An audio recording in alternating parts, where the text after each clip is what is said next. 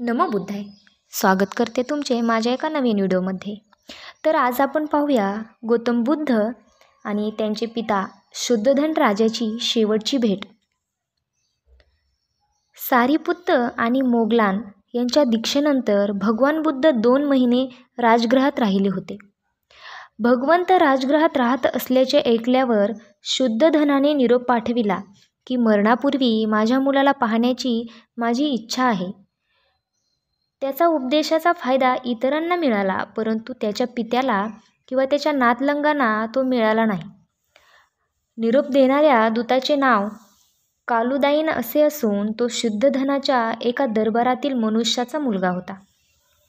तेथे पोचल्यावर तो दूत म्हणाला, जगवंदनीय तथागता, कमलपुष्प ज्याप्रमाणे सूर्योदयासाठी उत्सुक असते त्याप्रमाणे आपले पिताजी आपली वाट पाहत आहेत.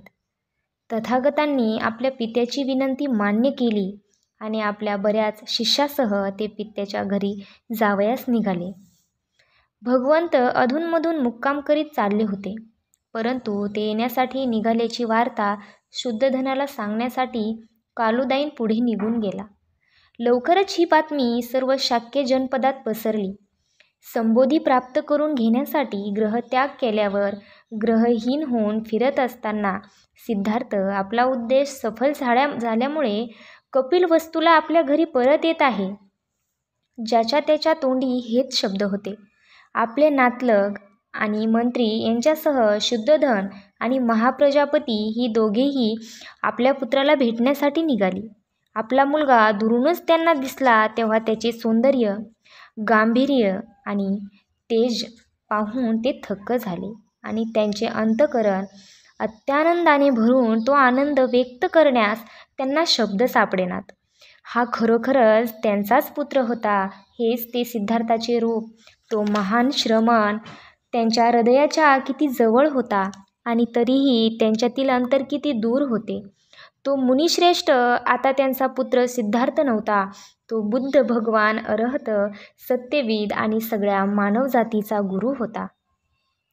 आपल्या पुत्राचे धार्मिक श्रेष्ठत्व लक्षात घेऊन शुद्धोधन रथातून खाली उतरला आणि प्रथम त्याला वंदन करून म्हणाला, आम्ही तुला पाहिलेला आता 7 वर्ष लोटली. या क्षणाची आम्ही किती आतुरतेने वाट पाहत होतो.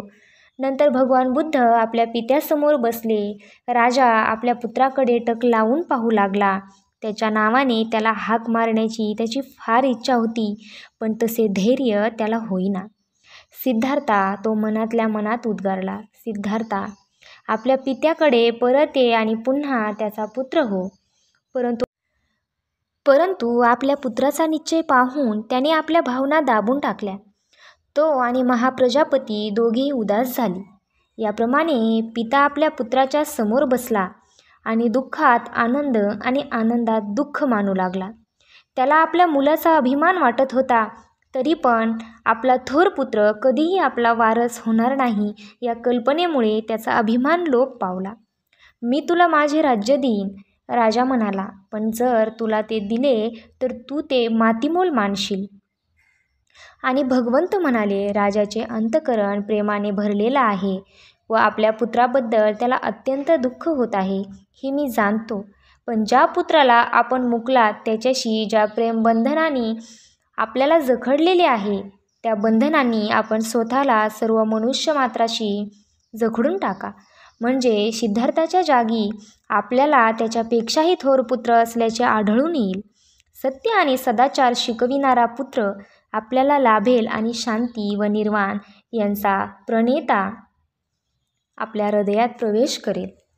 आपला पुत्र बुद्ध याची ती मधुर वाणी ऐकून शुद्धोधन आनंदाने बेहोश झाला आणि आपले हात घट्ट आवळून अश्रुपूर्ण नेत्रांनी तो उद्गारला, हे अद्भुत परिवर्तन आहे. दुःखातिरेक आता नष्ट झाला आहे. प्रारंभी माझे हृदय दुःखाने जड झाले होते, पण आता तुझ्या महान त्यागाचे फळ मला चाखावयास मिळत आहे. समर्थ अशा अनुकंपेने प्रेरित होऊन गेल्यामुळे आपले धर्मविषयक उदात्त असे उद्दिष्ट साध्य करण्यासाठी सत्तेची अभिलाषा तू सोडून द्यावीत हे योग्यच होते. मार्ग सापडल्यावर आता मुक्तीसाठी उत्सुक असलेल्या सर्वांना तू आपल्या धम्माची शिकवण देऊ शकशील. शुद्ध धन स्वगृही परतला आणि भगवान बुद्ध आपल्या शिष्यासह वनातच राहिले. दुसऱ्या दिवशी सकाळी भगवंत आपले भिक्षापात्र घेऊन कपिलवस्तूमध्ये भिक्षेसाठी निघाले. त्यावेळी पुढील बातमी पसरली. ज्या नगरातून सिद्धार्थ रथात बसून आपल्या सेवकासह जात असे त्याच नगरात तो आता भिक्षा मागण्यासाठी घरोघर फिरत आहे. त्याने लाल मातीच्या रंगाचे चिवर परिधान केले असून त्याच्या हातात मातीचे एक भिक्षापात्र आहे. ही विचित्र वार्ता ऐकून शुद्धधन घाईघाईने गेला व भगवंताला म्हणाला, तू माझ्या नावाला असा काळीमा का फासतोस? तुला आणि तुझ्या भिक्खूंना मी सहज अन्न पुरवू शकेन, हे तुला माहीत नाही काय? भगवंत उत्तरले, ही माझ्या संघाची प्रथा आहे.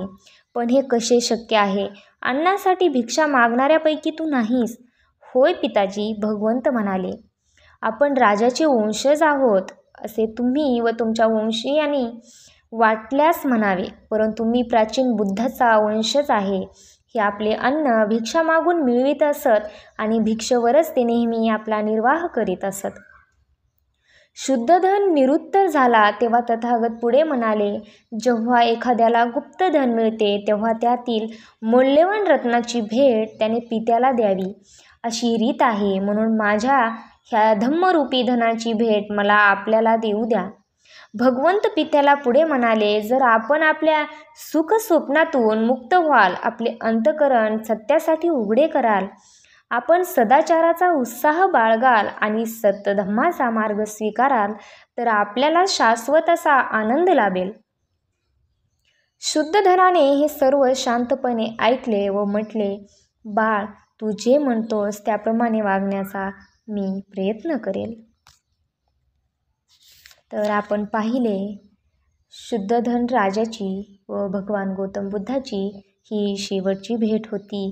तर गौतम बुद्धाने आपल्या पित्याला